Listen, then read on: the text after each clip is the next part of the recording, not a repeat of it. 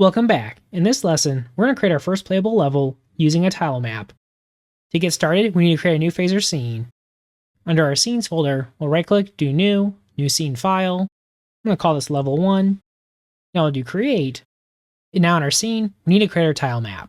So under our built-in blocks, let's do an editable tilemap, and we'll add that to our scene. Once we do this, the editor is going to ask us for a configuration for our tilemap. Our configuration is going to determine how big our map is that we're adding. This is not something that's set in stone, so once we provide our settings, if we need to modify it later, we can do that through our UI. So for our configuration, how this works, our tile width and our tile height determines the size of our individual tile for our tile map. For these, we'll want to do 16 by 16, that way it matches our tiles from our level sprite sheets that we're loading in. Now our map width and our map height, this determines how many tiles are going to show up in our level.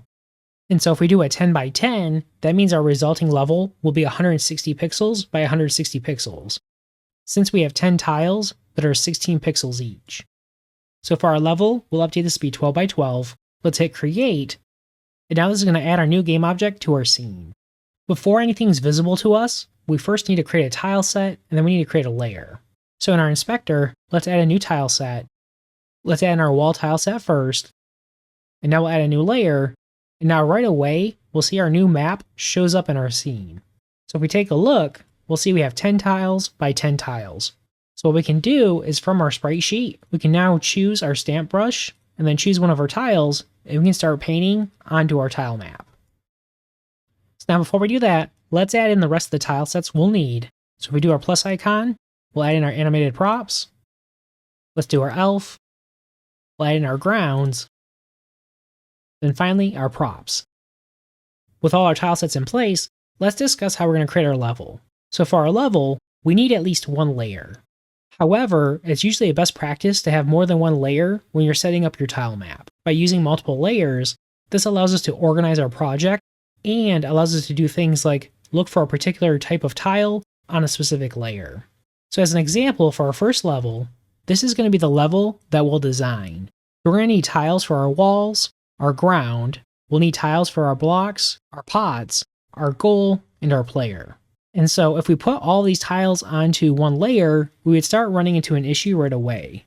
Just as an example, if I want to have this ground layer here, and now I want to add in my player, so I'm going to choose my tile set for my elf, and I go to paint my player, it immediately erases that tile because our layer can only have one tile painted on to that specific location. If we want a tile on top of another tile, we need to have at least one more layer. So what this might look like is I might add another layer to our project.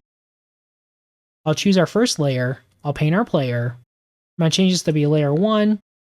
Let's change our tile set. We'll go back to our walls. Now I'll add in this ground tile. And now because of how our layers are sorted in our project, our ground is on top of our player. To fix this, I can reorganize our layers. So if I come into our inspector, we'll go to layout, we'll do sort. I'm going to move layer above layer underscore 1. And now we have this effect here where I have my ground and my player. So we'd have to do this for things like our pots, where we're going to show our ground underneath, and for our blocks because our players will be able to move our block around our level. Besides being able to paint onto multiple layers, we'll want to organize our project in a way where we can easily find what we're looking for. So for our game, we're going to break our level up into multiple layers. What we'll do is we're going to create a layer for each of our different object types. We'll have a layer for our player, a layer for our goal tiles, where our player needs to push our blocks to. We'll have a layer for our blocks our player can push, one for our decorations like our pots, and then we'll have our ground, and then our walls for our level. What we'll do is we'll take all those layers and we'll combine them together to get this final result here where we have our final level. Now this might seem like extra work to get the final design we're looking for, but what it allows us to do is it allows us to encapsulate our code for how we want to interact with these different layers. As an example, when we design our level, we need to choose our starting location for our player. Now for our player, we're going to represent this as a tile. When we do this and we go to run our game, we need to create an instance of our player prefab and place them at that location. So to make it very easy to find that tile, by us putting it on a separate layer, we can easily do that. We'll need to do the same thing for things like our blocks, and when we go to place our block prefabs, we'll want to position them at that location. And so by separating our blocks out to its own layer, we can easily do that, and we'll be able to create a block prefab that our player will be able to interact with and push our block around. And then for our goals, by having these on their own layer, we can easily check to make sure all of our blocks are covering all of our goal tiles. Then by separating all of our decorations to their own layer, we can easily add in objects that'll block our player from moving around our level. So in our level, when our player goes to move, we won't be able to move on this spot here or here. When our player gets here, we'll be blocked, and we'll be able to check for that with custom logic that checks to see if we're blocked from that tile. Likewise, we can use that similar logic for our walls here, and so if our player tries to move onto one of those tiles, if it's on our wall layer, we'll prevent our player from moving onto that tile. And so by splitting our level into multiple layers, it makes it very easy to organize our project and gives us the benefit of running code tied to specific tile types. Later on, we could easily move our level creation to an outside tool like Tiled, and we'd be able to do the same type of logic if we set up our project in a similar manner. So now that we reviewed how we're going to design our level, let's come back into our level 1 scene. We'll choose our tile map. First, let's add in 4 new layers, so that way we have our 6 total layers for all of the layers we need to create. Now that we have our 6 layers, let's update their names so we know which layers we're working with. So for our topmost layer, this will be our blocking tiles, like our pots and our decorations. So I'm going to call this blocking tile layer. I'm just going to update our display name. Our next layer will be our goal tile layer. Next, we'll have our blocks. So we'll have our block tile layer. So we'll have our player tile layer. Then we have our floor tile layer. And then finally, our wall tile layer. So now that we have all of our layers named, we can easily interact with them. So we'll start off on our wall tile layer. Let's erase our tiles that we've added. So now for our first level, we'll start off with our corner piece. So we're going to choose this tile here. Let's do our stamp brush. We'll paste it here. We'll add in our walls. So we'll come up 3 tiles. We'll do our other corner piece over here. We'll do our bottom wall. And now for these long stretches, we can choose our rectangle tool and just drag like this. Next, we'll do our wall here. And now we need our corner pieces. Do our corner piece there. And then our corner piece there. Next, we'll come over 2 tiles on both sides. And now we need our inner corners. So we'll do that piece like this. We'll add in our sides. Now that we defined our walls, let's add in our ground. We'll choose our floor tile layer. Let's update our tile set to be our grounds. Now for our grounds, we can choose these tiles like this that have these shadows. And then for our walls, we'll choose this tile. So now as we're painting our level, you can use any tiles that you would like. Mainly, this is just to decorate our level.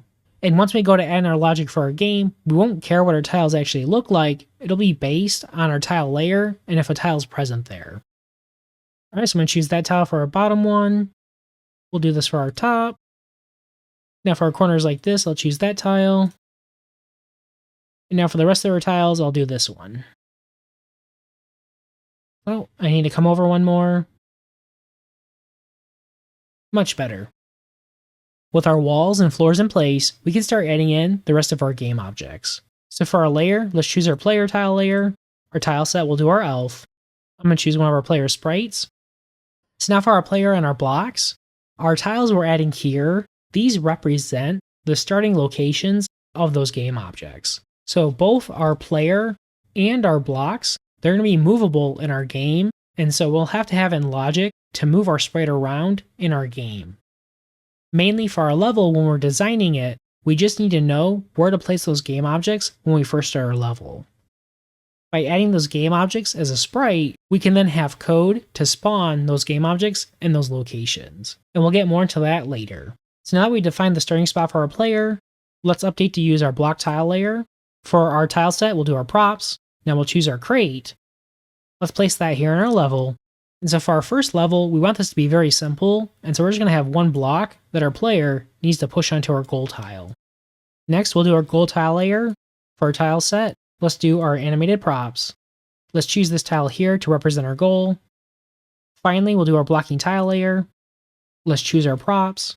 And now we're just going to add in 2 pots to block where our player can move in our level. So now let's go ahead and save. Finally, we just need to add our level to our game configuration. So we jump over to our code. Let's go into our main.js file. We'll do import level 1 from our scenes level1.js file. And now for our game, we're going to remove our initial level. So let's remove this from our code. Let's update our reference down here. So we'll have level 1. We're going to call it level 1. I'm going to move that down below our title scene. I'm going to save. And now to actually show our level, we need to update our title scene to go from level to level 1. So now if we save, let's come back over to our game. We refresh our browser, we should see our title screen. And now when we click, we should be taken to our first level. So right now our first level is a little bit small. So we're going to scale up our tile layer. So if we come back to our game, let's choose all of our layers in our game. We're going to update our scale property. We're going to set it to be 2 for both our X and Y. And now if we come back over to our browser, let's click on our title, and now our level is much bigger. Nice. Finally, we're just going to update our X and Y position so our level will be centered in our game. So if we come back to our level 1 scene, let's choose all of our layers. Let's do align to border. We'll do center, then we'll center here as well. Let's save. We'll come back to our game. Much better. Nice. We've now designed our first level using a tile map in Phaser Editor. In our next lesson, we're going to work on creating our player and our block prefabs